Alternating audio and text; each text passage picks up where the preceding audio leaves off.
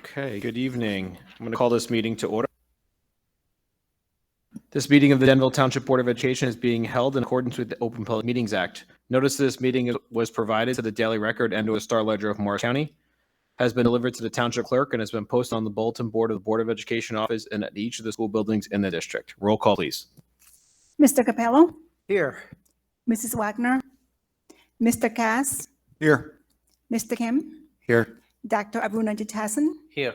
Dr. Moore, Here. Mr. Anderson. Here. And Mrs. Wagner sends her regrets for not being able to make it. She had a work commitment.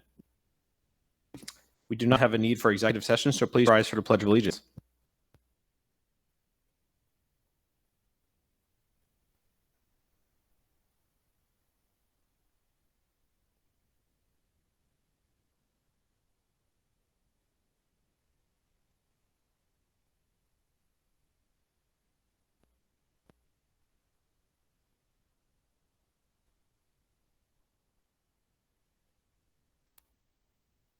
Okay, we do not have any special presentations tonight, but we do have several coming up. April 25th, we have our 2022-23 final school board hearing and presentation. And then on May 9th, Valley View Middle School Law Adventure Team with Mr. Tim Ford of Einhorn Barbarito and Miss Allison Minion, advisor, will be here. Look forward to that. But in the meantime, superintendent comments. Okay, just a few comments. The value netting project is almost complete. They were waiting on the piece that was delayed. They did put up a temporary one. It's not the same size as will be that will be final. So if you drive by, you'll see that it doesn't go all the way to the top of the posts. But from what I've heard from practices, the project has made a big difference in balls not going in the street. The Lakeview roof is complete. Riverview, HVAC, very close. Still some little loose ends here and there. The Denville Education Foundation golf outing is set for October 17, 2022. The Persons of the Year for 2022 survey is open until April 30th. It's posted on the website and as well as it's been sent to the newspapers, the Citizen, the TAP. It's been on our social media and it's been Friday folders. So take some time, take a look at that and try to get that back until April 30th. If you have somebody that would be a good candidate. Just to remind everybody, we do a student of the year, a community member of the year, and a staff member of the year. And the only criteria for the award would be that they went above and beyond for Denville pre-K to 8 students and made a positive impact. Oh, another project, we do have masonry projects starting next week throughout the district. There's some projects that are required, brick repointing, some sidewalks, and also we have a set of stairs that need to be replaced. 2 sets at value. That's it for superintendent's comments. Thank you, Dr. Forte. Dr. Cullis, any assistant superintendent's comments? Thank you. Kindergarten registration is open for fall 22-23. We currently have 164 students registered. It's 92 at Lakeview, 66 at Riverview, and 6 in the Flex Zone. Our 6th grade course placement parent meeting, and that's for our current 5th grade parents, will be held on Wednesday, April 27th at 6:30 p.m. in the Valley View Gym. And this is the opportunity to go over what are the requirements for different courses and what their schedule will look like for next year. NJSLA testing will begin Tuesday, April 26th. And just to clarify, I don't mean their order of periods for their schedule next year. I mean the courses that they'll take in 6th grade. This concludes the assistant superintendent's report.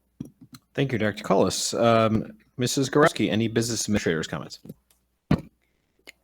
Just a reminder, the New Jersey School Board Association Atlantic City Conference for October 2022 will be during the days of October 24th through the 26th. If you have not replied to us letting us know that you're coming, please let me know and how many nights you will be staying. And the second reminder is the financial disclosure with the Ethics Commission. If you have not done your form, please let me know. Well, I can walk you through the form and we'll get it done by April 30th. Thank you. Thank you, Mrs. Gorowski. And just a note, because I brought it up to Dr. Forte, October 24th, I believe, is a Monday, which is a scheduled board meeting. So this happens once in a while where we have a conflict with a board meeting for the first night of the school board convention. So we'll talk about it in good of the cause as to kind of what the options are. All right, we are going to move on to our agenda for open public discussion, agenda items only. Since there are no members of the public here in the meeting, I'm going to withhold the statement which is found on the agenda if anybody would like to view it. And I'm going to open our first public comment section at 7:36. Thank you. The comments in the email are not on the agenda. You can decide what you'd like to do with that. Yeah, I think it's appropriate if you agree, Dr. Forte, to read the comments, and then we can discuss and see if there's an opportunity to discuss the responses now or defer to a later date. Is that okay? Good with me. So the first comment, I'm going to read an order from the timer received.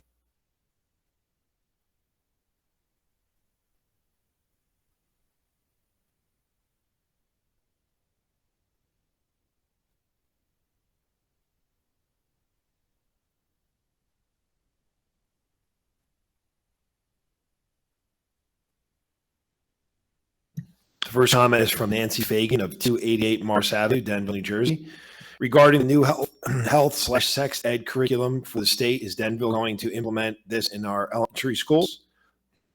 I heard you can opt out of these health/sex ed classes. Is there a way the district can make an opt-in for parents that are comfortable with these lessons? I am concerned about the opt-out kids feeling like they are missing out on something.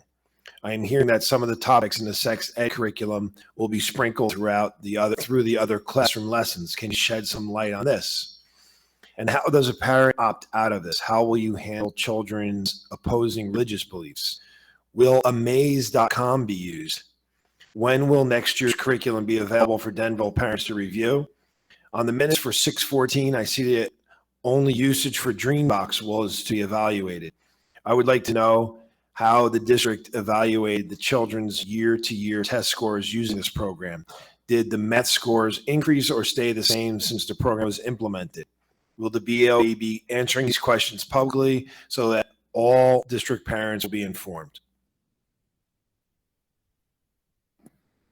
So there's a bunch of questions in there. Some of them may be able to be answered now, or we might want to take most of these offline, not offline, but review them offline and come prepared at the next meeting. Does that sound okay, Dr. Forte?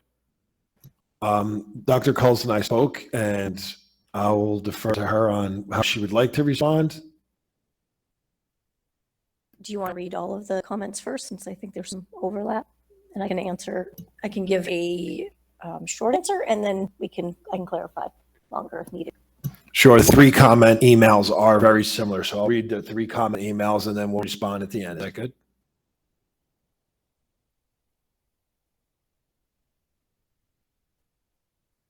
This comment is from Sharon McGuire. There's no address. Are we okay with reading it without the address?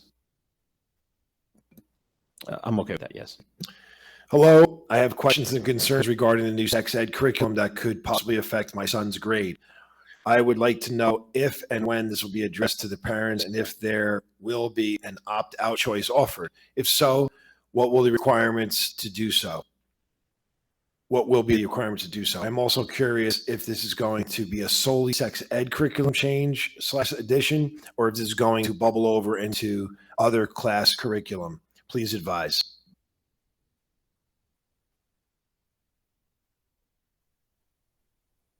The next question comes from Eric Campanella, 6th Zeke Road. Good evening. It's hard for me to believe that I even have to ask this to a Board of Education. I mean, I can't believe that the state of New Jersey approved a law where adults are going to talk about sex to elementary age kids. In a state where if I, as an adult, talk to another adult about sex in my place of work, I can be fired for sexual harassment. But here we are.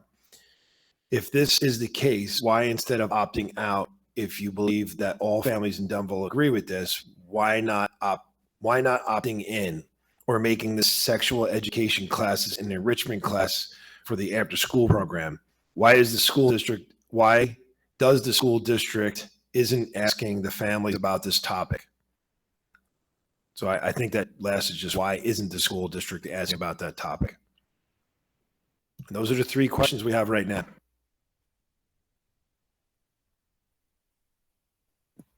Dr. Hulls, yeah, if you'd like to address, thank you. Okay, first I will comment on the math question. So we have not completed a full school year with 3 blocks yet, so we don't have any final data with that. The students work through that till June before we get final information. And this would be the first baseline year, so it would be difficult to compare it to other standardized test scores, but you would compare it from year to year. Our January it was the second board meeting, I did a presentation on comparing our student standardized test scores for math. So I would suggest that that's probably the best place to get the data at this point, because we don't have any new information since January. Once students take their NJSLA here in April, then we'll be able to get more information to compare. As far as the family life curriculum, so the standards came out in 2020. And so the curriculum that we follow is currently on the Denville website, and you're welcome to go to the curriculum link, and it's right under health, comprehensive health curriculum. And you can scroll down to the grade, and the unit for each grade is called Family Life.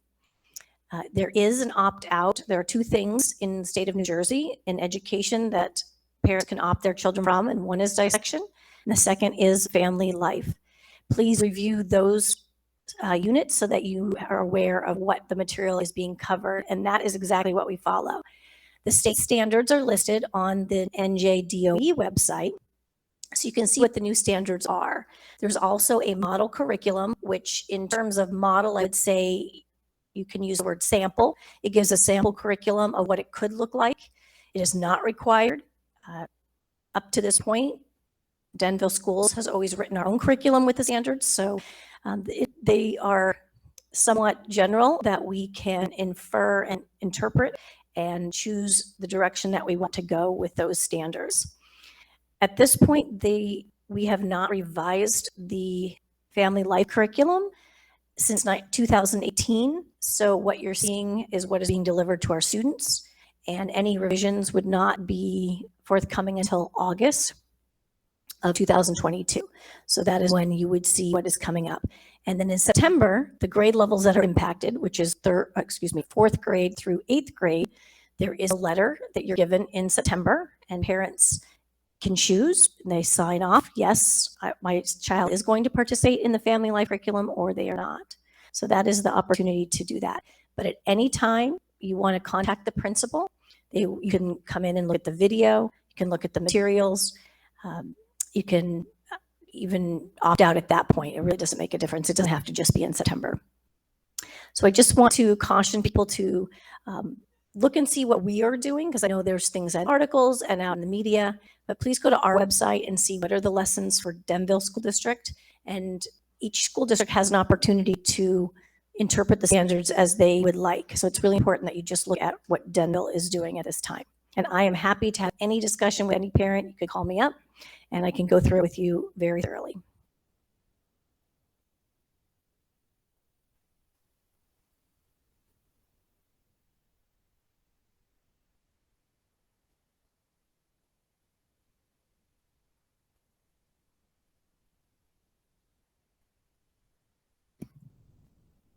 Dr. Cullis, can you just taking a look through some of the new information that was, like you talked about, published in 2020, New Jersey Student Learning Standards, Comprehensive Health and Physical Education from 2020. There's some, you mentioned 4th grade, but I also see some of the stuff in here by the end of 2nd grade. Is that correct? There is, but the information that is under the 2nd grade standards, I'm not sure that someone would count that in like sexual education, sex education. I don't think that really would fit. I mean, the family life that's in K2 is mostly what are roles of family members, and there are different types of families like that. I think one thing that is confusing about the standards and can be easily missed is if you go on the website and you look under the K2 standards, the heading on every page says by 2nd grade. But if you go all the way to the bottom, that header still is on every page, but those are the 12th grade standards. So I can understand why it's confusing, because then you're looking like, we're teaching that in 2nd grade, but that's not second grade. I look at these standards all the time, so I'm very familiar with the numbers, but it can get confusing. And in fact, Dr. Forte emailed the state today and asked, if there's a way that could be clarified, because it is confusing.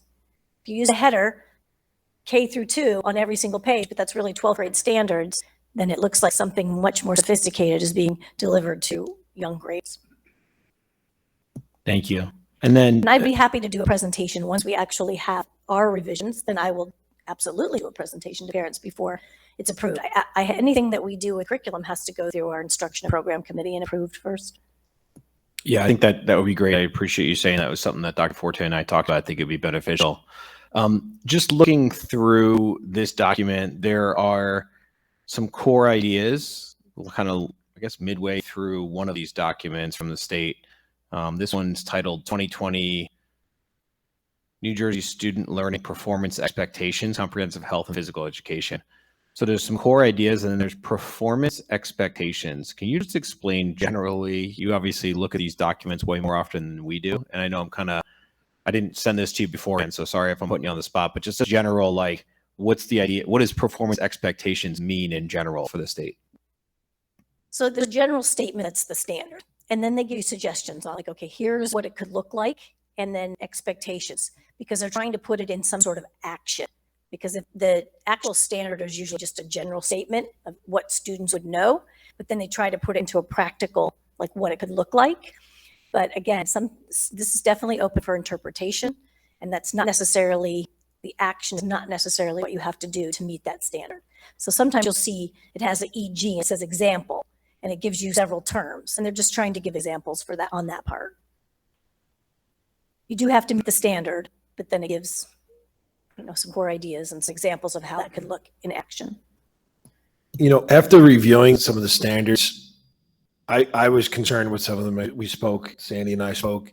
I think the most important message we can get across here, Sandy already said, but I think it's really important that everybody understand that just because it's in the standards like that, and with those examples that Dr. Cullis just referenced, doesn't mean that our district will adopt that. Like, we will have to address the standards, but we can address them in our own way. We are not following some already prescribed curriculum program out there. We're not just looking at all these things the state says and we're going to follow all that. We have to introduce the standards, but we don't have to take, like Sandy just said, all the examples and things like that. So let us work through that a little bit, and we will make sure that it's out to everybody so they can see actually what we're doing. Great. Thank you, Dr. Forte and Dr. Cole. So just because I think this was a topic that's been a little hot lately and certainly gained a lot of press, I know it's something that Dr. Forte, Dr. Cole has been working on for a while. I'll open it up to board comments before we continue on with. Is that okay, Damaris, if I open up for any questions from the board? Absolutely. Can I make one more statement? One more question that was answered. The question came up about spilling over to the other areas.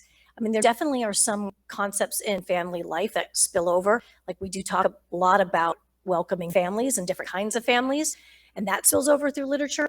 But when it comes to what I think parents are most concerned about are the days that we have the very specific content where the boys and girls go with a nurse and the health teacher and they watch a 20-minute video and they have some discussion. Those are really on set days. It's very specific days. And I think a letter went out to parents before them, because I'm pretty sure that 4th and 5th have already done their days. It's like 1 or 2 days that happens. So it's not like a surprise that happens like in September and then again in December. I mean, those really are just like probably all of us sitting here did when we were in, 4th through middle school. There were like set days that those topics were discussed. Thank you, Dr. Coles. Go ahead, Ms. Kim. Mr. Anderson, just so that I get some clarification into the context of what we're discussing, it's my understanding that the state or the Department of Education of the state released some new standards with regards to possibly sex ed within school districts. And these are standards that districts are being asked to sort of follow, I'm assuming. And when are these standards supposed to be implemented? When will IMP committee take a look at that? And, it sounds like Dr. College, you're going to also present something. When would a presentation of something like that occur as well? Well, right now we are not ready with anything. I mean, anything farther. And to be honest, Of I'm not course. sure how much different it's going to be. As I'm going through, I'm not seeing the large differences that I think that people are concerned about. So I would encourage people just to go to our current curriculum that's on the website and see what it actually is. Because remember that that's one piece of a very small health curriculum in elementary school. That's health and PE. And there are like 7 or 8 units. So we're talking about very little time on that topic. So I'm not seeing a huge difference in what's going to be presented. But I would say that the team is working over the summer, and then that would be given to IEP over the summer to look at.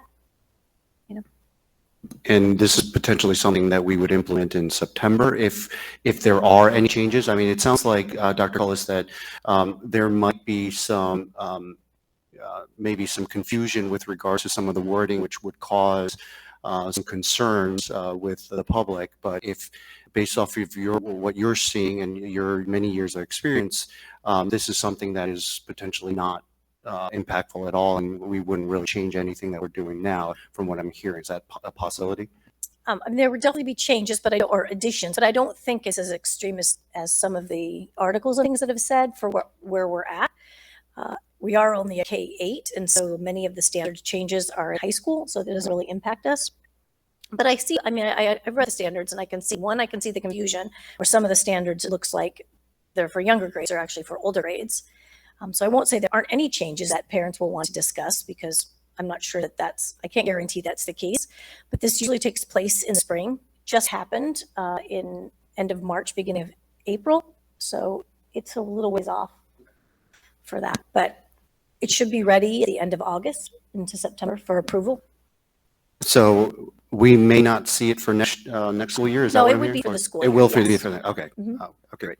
So we have the summer to discuss all of this then and hash things out.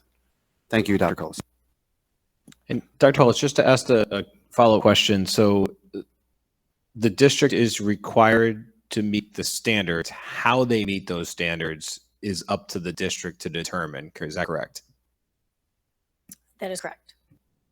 And the standards are pretty broad, right? I mean, you're right. They give examples, and I think the examples are probably what scare people, or at least kind of somebody latches onto. I agree with you. I've gone through these documents, probably not as thoroughly as you have. They're probably about 70 pages a piece, 2 of them in particular. And I don't see the words that I see in articles that come out. I mean, particularly terms and exact things that are being discussed that have to be implemented. I just don't see them in these documents. That is also where the confusion. If you look on the website, there's a long list of resources. So here's to schools or families. There's just a really long list of resources that people can use, and none of them are required. So someone could find a resource, and I haven't looked at every single one of those resources that may have something in it, but none of those are required. And they're just, here's some things. And again, the resources, you don't know if that was meant for 2nd grade or a resource was meant for 12th grade. They just list the resources that are out there. Got it. That's helpful to have some context, because I did not know that that's probably right where that's being pulled from. Because if you read the state documents, I don't see the extreme level that I see in the articles that are coming out in the press. And I think that model curriculum also, there's some here's some ways you could meet the standard. And some of them, some people might question, but it isn't necessarily something we would do. Depend. Anyone else from the board have any other questions or comments? Don? I'm glad you brought up the idea of a presentation. And I think we've been through a lot of presentations here over the years. I think this one here needs to be very specific and also highlight about those resources that are out there. Because depending on what side of the argument to take on sex education in the elementary schools in particular, for the younger kids there, some of those probably should be excluded from our resources. Because when you have somebody advocating pornography for children, or as a resource that's in the school system, that's not a good idea. So I think the presentation has to really drill down and be specific on what we're going to be teaching kids and presenting to them, as well as the outcome of the opt-out. It'd be interesting, too, to see how many of our students' parents actually opt out. If it's just a handful or the majority. So I think it's really important that we give everybody as much specific information as possible and over-communicate it as we, after the presentation. So we answer any concerns and don't get people into a frenzy, because there's a lot of stuff going through the newspapers and on cable television and everything there. It's a real hot topic now. And I think you're only at the beginning. I think it's going to get hotter as people find out more about it and school districts get closer to implementing it. And I would just suggest right now, like, go to our website if you're seeing what are your kids doing right now, because it's the same that they've been doing for since 2018, and that hasn't changed at all. So just look at that. That's what our kids are doing for this school year, and then definitely can, once we have any changes, we will present them. Thank you, Dr. Cullis. And we are still in our first open public meeting discussion. So if anybody else would like to come up, I would just ask you to state your name and address for the record. Come on up to the microphone right here and just hold on the microphone when you speak. Thank you.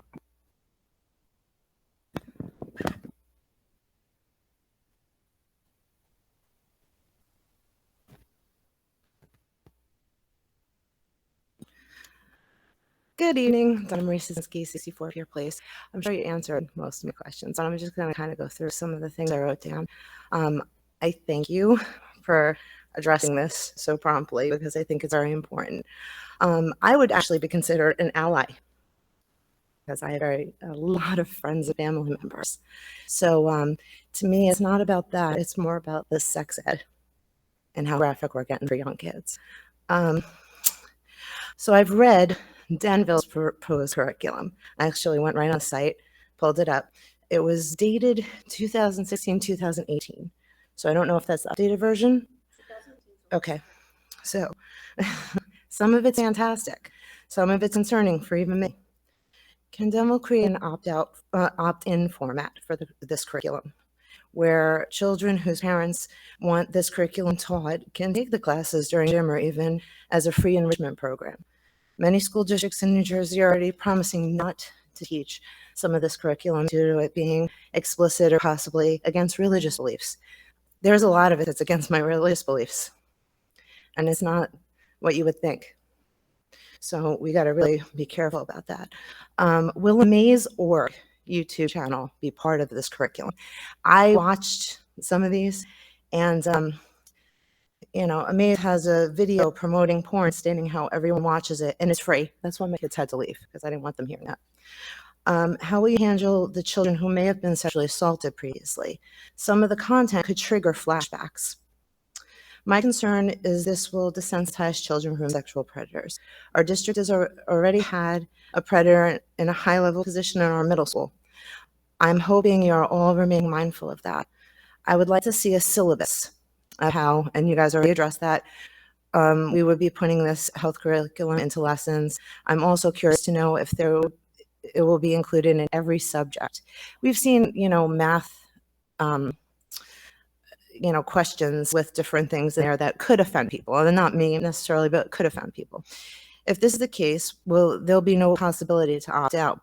How will that include children who have religious exemption or whose parents feel it may be too explicit for their children?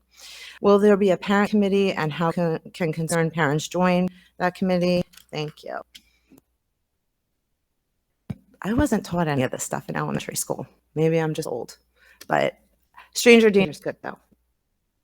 Just to comment, we do not start any body parts until 4th grade. There are no body parts. And in 4th grade, they start puberty, which they talk about deodorant and, the basic things of their own sex. Their boys are in one room, the girls in another.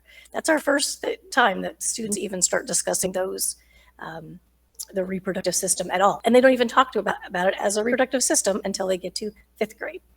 And then that moves up. So as far as elementary, if people are thinking that's happening in K-3, please look at the curriculum. That's not something that we're covering. And I would love, just call me and tell me which of those lessons that you have an issue with in our current curriculum. Yeah, I didn't get a chance to print it out because unfortunately my mom needed my printer, so I couldn't That's really okay. print it Call out. me and we But can go there over was stuff this. that clearly said first through second, and then it did say about body parts and knowing the other gender's body parts. And then it went down to like third, fourth, and that. So I might be misunderstanding, and that's why this needs to happen. Okay. You know? Sure. Call me, we can go over those things. I'd just like to clarify one thing that Dawn said. She mentioned that their proposed curriculum is on our website. The curriculum that's on our website is our curriculum that's in play right now. That's been already board approved in 2018 and is what we're using, correct?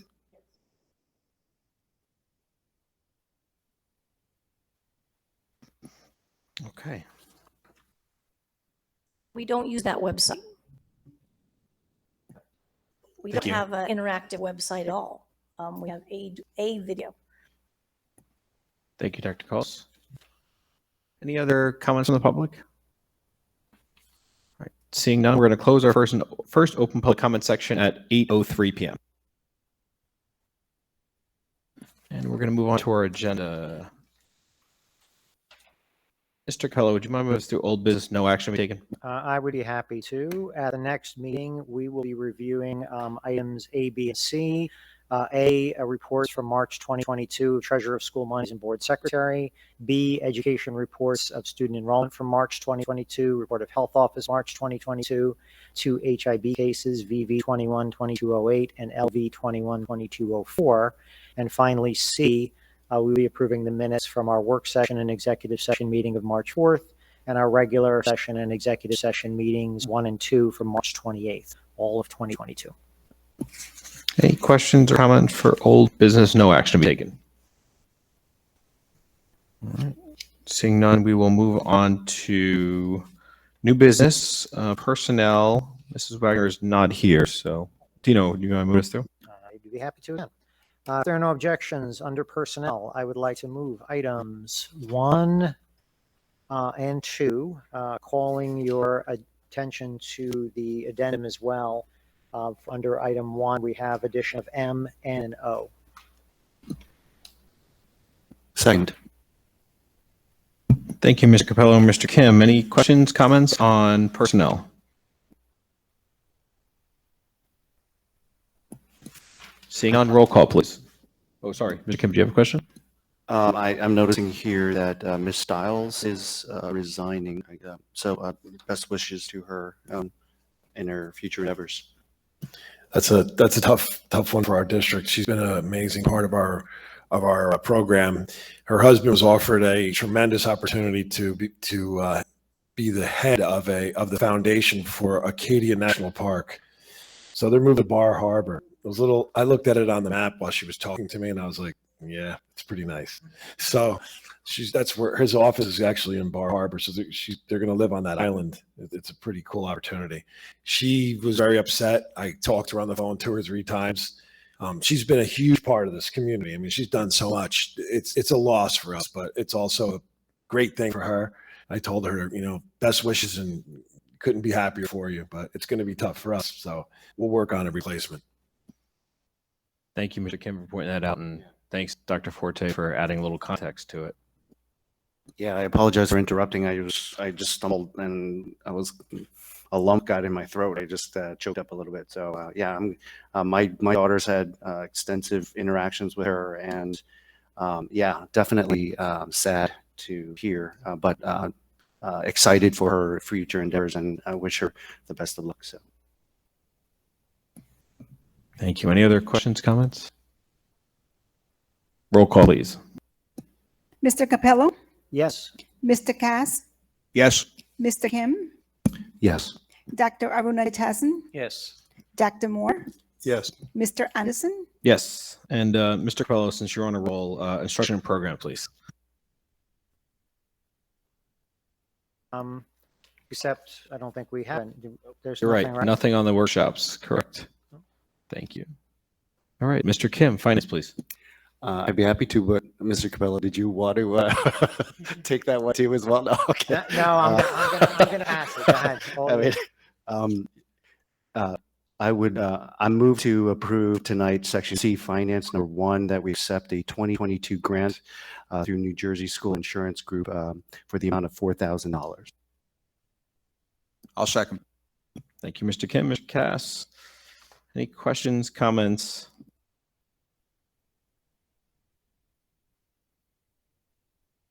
Always good to see grants. Seems like we've had a little bit of an uptick lately, which is awesome. So it's good news. This grant, we approve them every year, and every year they increased a little bit. Last year was $3,800. And the reason why we have it as an action item is because I have to submit a board extract by next week. Excellent. Thank you. All right. Any other questions, comments? Seeing none, roll call, please. Mr. Capello, Yes. Mr. Kim, Yes. Dr. Abunajatasan, Yes. Mr. Cass, Yes. Dr. Moore, Yes. Mr. Anderson. Yes. All right. And Mrs. Wagner, once again, not here. I'll just move us through. No action to be taken. New business personnel. Somebody at our next meeting will move through items 1 through 4. Include, I'm sure there'll be additional items added to number 1 as usual, but some normal movement with our staff. Nothing that seems out of the ordinary for there. Any questions on personnel for our next meeting? Not a question, just a comment about number 3, the Keene University contract. We talked about this in the committee. This sounds like kind of an exciting new outlet for us to bring in teachers, student teachers, and possibly permanent teachers once they've been in the district. They apparently, by all accounts, Keene University seems pretty anxious and eager to promote Denville and send some students our way. So sounds like a good opportunity all around. Excellent. That's great news. Thank you, Mr. Capello. Any other questions or comments under personnel? All right, seeing none. Mr. Capello, do you want to move us to instruction and program at our next meeting? Sure, I'd be happy to. I or someone else at the next meeting under instruction and program will be moving item 1. We're going to be looking at and approving the purchase of the 2022 TCI Social Studies Alive digital and consumable curriculum. We reviewed this in committee. It is going to be a 6-year contract, as it states here. And the contract includes teacher's editions, digital license, and consumable consumable books. One of the things we talked about in committee, which is interesting, is that pretty much all curriculum books are moving to these consumable workbooks that are one use. Students use them, they're done. We get new ones for the next student the next year. Thank you, Mr. Capello. Any questions, comments? All right. Seeing none. Mr. Cass, would you mind moving us through policy revisions for our next meeting? I'd be glad to. At the next meeting, we have a number of policy revisions up for second reading and adoption. The first one is political activities, followed by prevention and treatment of sports-related concussions and head injuries, and then prevention and treatment of sports-related concussions and head injuries. Student surveys, analysis, evaluation, examinations, testing, or treatment. Administration of school surveys. Student assessment, a new item. Anti-hazing, a new item. Bias crimes and bias-related acts. Bias crimes and bias-related acts again. Political activities will be there up for first reading, and HIV harassment, intimidation, and bullying will be up for a first reading also. Just 2 quick comments. One is when you notice that there's 2 of the same number and the same title. One has a P before as policy, one has R as regulation. And Mr. Cass, you brought up P3233 last week and asked if we had the 4.2 version, and we did. But after I checked it out, I made a note when you brought it up to check on it, and it was out of date. So that's why that's on there at the bottom now. So thank you for bringing that up. Thank you. I also have a question. There was a policy or reg that I brought up by email. Was that pulled off the list as well? Do you mean the one that you said there's some kind of like marks on it? Yeah, it was, I think, regulation 9130. That was already approved and adopted. I think that the version you had just, because in the end, if you look on the website now, it's the correct version with all of the things that you were asking about. Okay, great. Thank you so much. Sometimes on the doc that has the edits, especially when it goes to another line, it's kind of hard to see that something else is crossed out. So if you look at it now, it looks right. Great. Thank you very much. Any other questions on policy? Seeing now, Mr. Kim, would you mind moving us through finance for our next meeting? Sure, I'd be happy to. I or someone else will be motioning to approve section D finance, numbers 1, 2, all the way down to 5 on the next page, page 8 of the agenda. And that includes the 2022-2023 budget with all the details as listed in the agenda, as well as discarding a 2 projectors along with an additional list of equipment and accepting donations from the Denville Beautification Committee. Any questions under finance?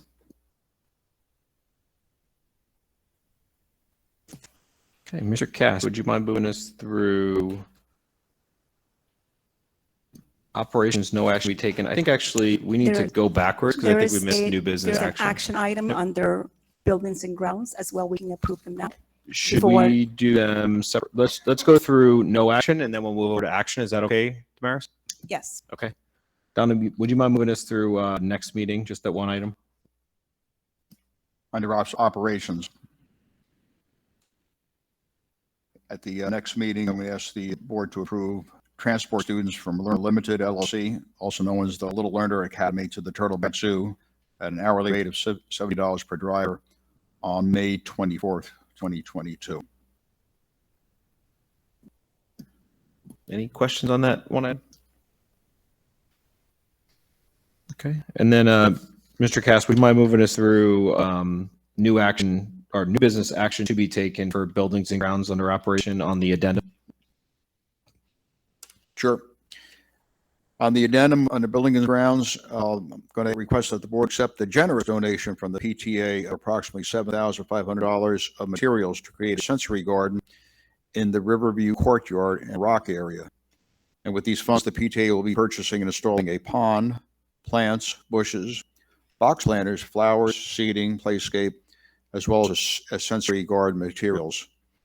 I guess this will be similar to what we've had at Lakeview for a few years, where they have in the center of the school there a learning garden.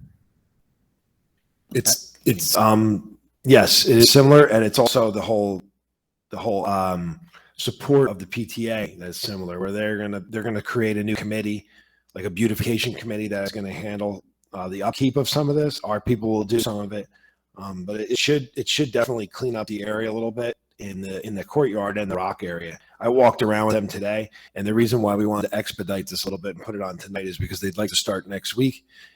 That's why I told them I'd like to get it on the agenda tonight. Do I have a second? Second. Thank you, Mr. Kim. Yeah, I'm glad to see the cleanup of the area as part of the agenda, because I know over the years there's been activity back there with gardens, and I know my granddaughters and daughter went there in the summertime to clear brush and everything like that. But it was it took more than a couple of people every now and then, so it's been neglected, and this will certainly spruce it up and have a culture of interest where it's kept up with, like it is at Lakeview. It's a great idea. I'm glad to see something like this moving forward. Any other questions, comments? All right, roll call, please. Mr. Capel, Yes. Mr. Cass, Yes. Mr. Kim, Yes. Dr. Abunatazan, Yes. Dr. Moore, Yes. Mr. Anderson. Yes. All right, and we'll move on to good of the cause. We'll lump committee reports, correspondence, discussion items together. Let's first talk about board meeting highlights. Dr. Ford, did you have any recommendations? Sure, no problem.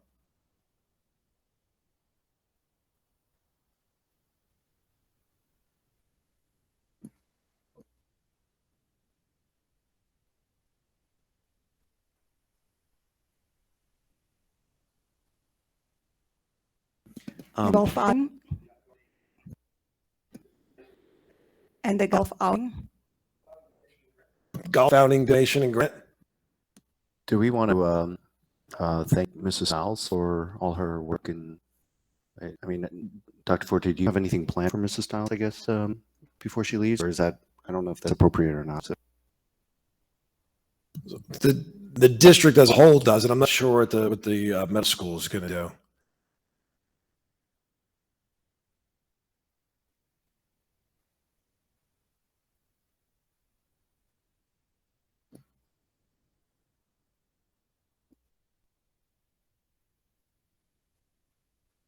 Golf outing, yep. Okay. Golf outing we just mentioned, October 17th. And that brings us to New Jersey School Board Convention, October 24th to the 26th. So I looked at these dates with Dr. Forte. Just let me see if I can find my email. So the week before is the golf outing. So we can't move it to the week before. Right. The week before that, I think, is our work session. It is, and it's also Columbus Day. Yep. And then the week after is Halloween. I think we've had it in October. We had to only do one also because of the golf We've outing. done both. I feel like we've gone to one, and we've also done it where we've done a board meeting and then left that evening or first thing the next morning to go to the school board convention for anybody who's going down. So I'm open to both. I asked Dr. Forte what his thought was on going to one meeting in October. We certainly do that for a bunch of months, depending on, and I know it's really, the work is, I guess, extra on the administration. So I guess the question is that okay with you guys, or what do you think?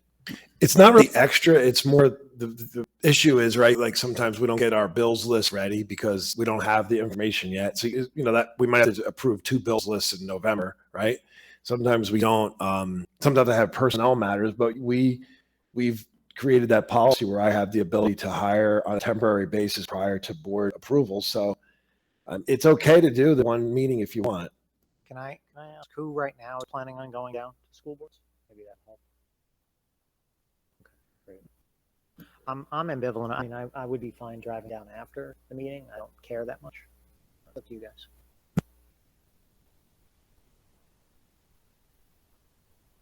Yeah, it's not a rush to talk about. We can certainly shoot some emails back and forth, and as everybody gets a little closer to figure out the details. So that's fine. I'll leave that on as a discussion item for a little while until we figure out what we want to do. Maybe by the end of the school year or something like that, we'll have a plan. Yep, that sounds reasonable. Anybody have anything else with the good of the cause? I do. Please. We just had very bad flooding in my neighborhood. And it's kind of devastating to some of my neighbors over there on Riverside Drive. You saw the garbage and refuse piled up from taken out of the cellars.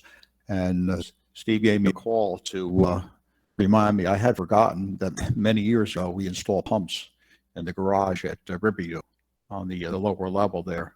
And they work great and really mitigated the damage compared to what we used to get when the water came up from the river. It was a big problem. And, you know, it's there. You kind of forget about it because we haven't had bad flood in a long time. But the pumps worked like they were supposed to do and got the water out of there pretty fast. I think you said we had about 8 inches that came in. Yeah, there's a little correction, just a little one. Remember we had, what was that, Hurricane Ida, right? This summer, we did have some flooding back there. So we called our person who we work with, Ulrich. He does a great job with our waterproofing. He came out and he did a plan in there. We're not able to keep the water out of the garage. It's like, you know, you can't. It's just too low. What we're doing is we're managing it when it gets into the garage, so it's not flooding the garage. So it goes into a holding area and then it gets pumped out. So this is the first time we had it, and nothing got ruined in the garage. You know, we mitigated it. We pushed it out, and it was better.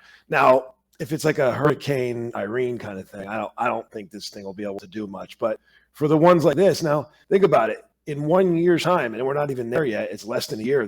That's been flooded twice. So at least it'll help us manage the smaller kinds of floods. I know it can't handle an Irene type thing, but it's at least there. I wanted to give Don the heads up because he's been on this committee so long, and we've been dealing with these kinds of things for a long time. I just wanted to let him know that it was a lot better with the new system that was before. And we should also mention too, up at Lakeview, they didn't miss out on some of the flooding. We had storm drain issues by the back door where the new gym is. And, you know, we spent the money, did some planning and fixed that up too. But there used to be a lot of water coming into the hallway. And I don't know if I ever got into the gym, but I used to get down there by doors, the entranceway to the gym, as well as down the hall to the left. So it was really, and all of a sudden, you know, you have teachers and custodians, people there rushing around trying to clean up all the water before it spreads all over the school. So that's another project that we did and corrected a problem that had been there for a long time. Yeah, when I first got here, that flood, we hired French and Perlo to come up with a plan to make that not happen anymore. And it was pretty bad. It used to flood, a lot of water, not just like an inch or something. You're talking about like a half a foot of water gushing down the hallway. And then we also had an area in the cafeteria that the wall was always wet and the paint would peel off. So we got that mitigated. So we really have handled our water infiltration problems pretty good right now. You got to realize though that garage is like it's at a low level behind Riverview. So that is always going to have some water will go in there, just handling it once it gets in. It really is a testament to Dr. Forte and the team on the work that's been done, because we have some areas in town that are really low lying on the river. I mean, our bus garage sits on the river, and it's not even a question. I didn't even get an email or a text. It was just they took care of it. They moved the buses. They get the bus drivers to park someplace else. Like it's a routine that everybody's into now. I mean, thankfully it doesn't happen every week, but when it happens, it's just routine at this point and mitigates the damage as much as possible. So appreciate the staff that jumps into action each time we have kind of some of these incidents. And we do work with Wesley Sharples from the OEM. He's the one I call to find out, like, what's the prediction for the river. Sometimes, you go to bed at night, 11 o'clock or something, it says it's going to rain, but all right, it rains a lot, right? And then all of a sudden it's an OEM kind of issue because it poured. And, the river, even when it does rain, it doesn't always flood, but we've had 2 pretty good floods now within a year. And working with our town people, everybody's always out for each other to please call me first thing in the morning. We know we got to move the buses, whatever we got to do, and everybody springs into action. So it's been great. And we have- Sincerely thank you, because if only it gets damaged, the cost, the money we would be spending out of our budget to fix all of this, right? It goes completely unrecognized, right? Because it's saved, right? And thank you. It's a wonderful job. And we have to say thank you to the transportation department. The entire team, they just get up and work. They do not put any buts, and they just move on and do what they have to do. As a matter of fact, they came in, a few of them on Saturday, just to move the buses back to the garage. So kudos to them, and thank you. Yeah, it's a completely seamless process now, and I appreciate it. I remember very fondly, Don, I think it was right when I was coming on the board. It was an afternoon at Lakeview that literally it was like a emergency, like get down to Lakeview because there's water flooding in the hallways. I mean, we don't get these texts or calls or anything anymore, right? It's so I appreciate all the work that's been done and continues to happen to make sure, like Vinu said, it's unbelievable. It costs us money to get it fixed and do it the right way, and that's always been this administration's philosophy: is let's get it done the right way. We've had. You can't avoid certain things, right? You get leaks or whatever, right? No matter what maintenance and prevention you do, but knock on wood, it's been really rare. I mean, we typically don't have issues because we've done, at least in my opinion, things the right way throughout the years. Any other good of the cause? Yeah, I'd just like to mention that AR Spino's PTA had their tricky tray, and they generated more than $30,000. So it's apparently their hugest haul yet, and it's pretty impressive. So I just want to give a shout out to them and let you guys know that. Awesome, thank you. My wife was there. She didn't win anything though.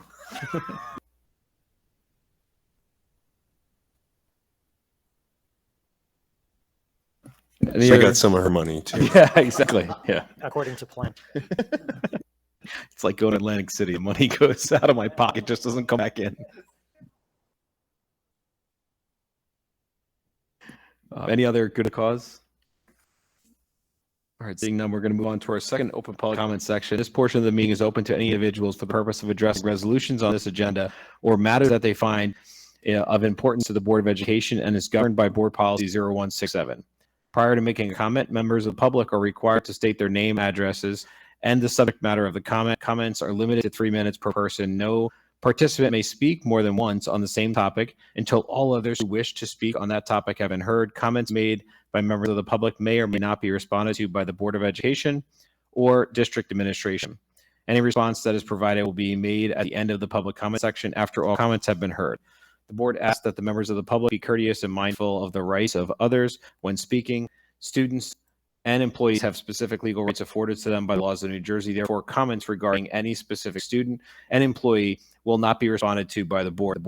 The board bears no responsibility, nor will it be liable for any comments made by members of the public. Members of the public should consider their comments in light of the legal rights of those affected or identified in their comments, and be aware they are legally responsible and liable for their comments. All statements, questions, and inquiries shall be directed to the board president. And at 8:30, I'm going to open our public comment session.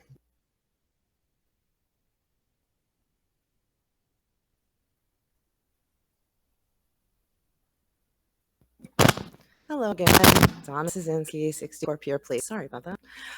My question is about the HIBs. Now, I know you're not going to be able to answer this for me, but I definitely got to put it on record. We've put in some complaints about some people using the N-word, and they are Black. And now here's my problem with it. I know my children are not going to use that back, okay? If another child does, they can get in a lot of trouble, okay? Being Italian, Polish, German, Irish, Puerto Rican, I can make a lot of slurs to people. And then if I come back and say, hey, listen, they called me whatever, they're going to get in trouble if they're not. That's not right. I always correct kids when I hear them saying in my neighborhood, because like I say to them, it's degrading to them. You know, it's not really cool. So with the HIBs, again, I'm going to ask if there could be a parent committee. You know, parents like me that have seen this kind of behavior, especially in their neighborhood, and kind of shake my head at it, you know. And like I said, again, I'm grateful that my children know better than to go back, you know, but I want that to stop. You know, they were also referring to my daughter as the Suicide Squad, you know. I don't think that's cool. It wasn't taken as a cute thing, you know what I mean? It was kind of mean the way they said it. And this has been going on since February. It was addressed, but it's continuing, and it just keeps going. And I really do just have a great relationship with the principal. It's nothing against, you know, it's just something I think as a community we have to address, you know, and that's why I was so offended when I heard about privilege and that kind of thing in the one meeting, because I don't really think I take privilege, and nobody should, you know, everybody should be equal, and that's it. We are all human. We all bleed red. So I just wanted to put that out there, and if there's any adjustment, that'd be great. Let me just clarify. Right now, while you're speaking to me, are you now claiming that there's an HIB incident going on that we need to investigate? I have no idea, because I'm not being told about it. I'm not being told like what's going on with it. But, you know, my daughter was talked to again and asked about it. And the bus is just outrageous. I mean, I'm sure you guys hear about this a lot. Unfortunately, our bus is really outrageous. Okay, And so I will either call you tomorrow or somebody from the school will call you tomorrow. Okay. But if we can do something like that where there's a parent committee, you know what I mean? So I don't want to have to always do it here, you know what I mean? But I want to build awareness too, because I'm sure the parents aren't always aware. A lot of the kids don't come forward, they're not comfortable talking to the parents, you know? And it's not just my child that I'm concerned for. I'm concerned for all, including the ones that are saying this, you know? Thank you, Mrs. Szynski. And the one comment I'll make is that, you know, I think we use the term HIB a lot. And I think what needs to be understood is that HIB is a legally documented term by the state of New Jersey. Whether an incident is deemed as HIB or not HIB, we take it seriously no matter what. So even if it's not determined to be HIB and it's just not right, and it's a code of conduct violation, or it's just a wrong thing, it's addressed. So I don't want people to think just because an incident was, well, that was determined by the process to be not HIB, it's not addressed. That's not the same thing. And I think that's really important for the public to know, because we talk about it a lot on the board with the administration about, hey, we may determine that this particular situation that was brought to us during the investigation was not HIB, but it's not right and still needs to be addressed. And our staff addresses it. And if it's not being addressed, please bring it up to the building administration. But that's where our guidance counselors get involved. And there's, you know, a lot of discussions and proactive measures to try to make sure that we're doing the right thing. So I want to make people know that if it's determined not to be HIB, the situation doesn't end there. There's a long process to make sure we're addressing it and talking to the students if there's something that was wrong, and we can determine it. So I appreciate you bringing it up, and certainly any particular issues or situations, please, as you said, bring them up to the principal, bring them up to the administration. They're happy to address it. But in general, just know that all of the situations that are brought to the administration and the board, HIB or not HIB, are taken very seriously and addressed. I thank you. And the counselors have been great too. It's really not their fault. It's just something that's been ongoing since my daughter, my oldest daughter, who's 20, was in Valley View and on the bus. And, I give the bus aide a lot of credit and the bus driver. Kudos to them because they do a great job. Thanks. Thank you. Dr. Forte, just to verify, I don't see anything else in the inbox, anything that came in since the meeting started. Is that correct that you see also?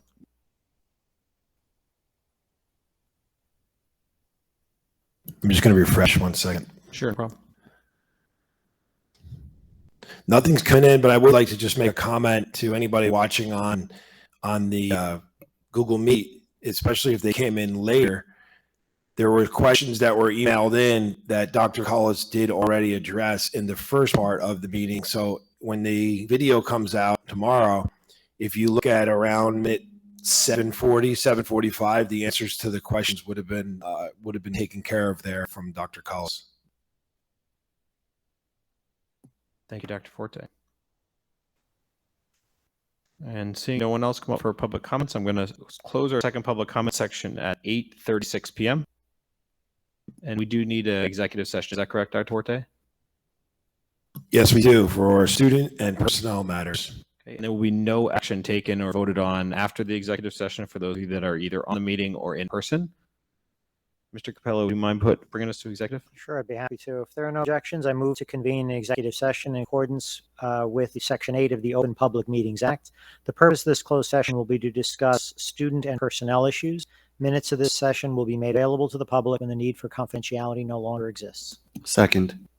Thank you, Mr. Capello. Mr. Kim, all in favor? Aye. Any nays? No. Any abstentions? No.